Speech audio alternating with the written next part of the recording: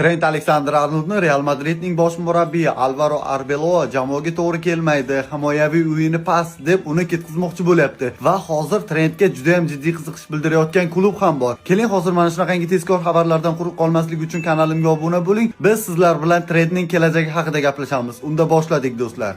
Trent Alexander-Arnoldning Real Madriddagi kelajagi jiddiy savol ostida. Xabarlarga ko'ra bosh murabbiy Alvaro Arbeloa futbolchi bilan suhbatlashib, unga u endi jamoa rejalarining bir qismi emasligini va hujum hamda himoyadagi hissasi yetarli bo'lmayotganini aytgan. Shuningdek, klub manfaatlari uchun yozda ketish variantini ham ko'rib chiqishni so'ragan. Avvalroq Alexander-Arnold Realda o'ziga berilgan va'dalar bajarilmaganligi sababli baxtsiz ekani haqida xabarlar chiqqandi. Oyog'idagi uchqur jarohat esa uning holatini yanada yomonlashtirdi. Ingliz futbolchisi Los Blancos tarkibida kelgandan beri 11 tagina o'yinda maydonga tushdi. Aynan mana shu vaziyat fonida Bavariya uning holatini diqqat bilan kuzatmoqda. München klubi o'ng qanot himoyasi pozitsiyasini kuchaytirmoqchi va Fidjajes xabariga ko'ra, Alexander-Arnoldning o'zi ham Germaniyaga ko'chib o'tishga qarshi emas. Biroq uning 2031-yilgacha amal qiladigan shartnomasi va yuqori maoshi bu transferni murakkablashtirmoqda. Shu sababli Trent Alexander-Arnold yozgi transferlar oynasining eng qiziqarli va muhokamali nomlaridan biriga aylanmoqda. Xo'sh do'stlar, sizningcha Trent Realda qolib o'zini tiklagani yaxshiroqmi yoki Bavariyada yangi imkoniyatdan foydalanganimi? Fikrlaringizni kommentariyada qoldiring.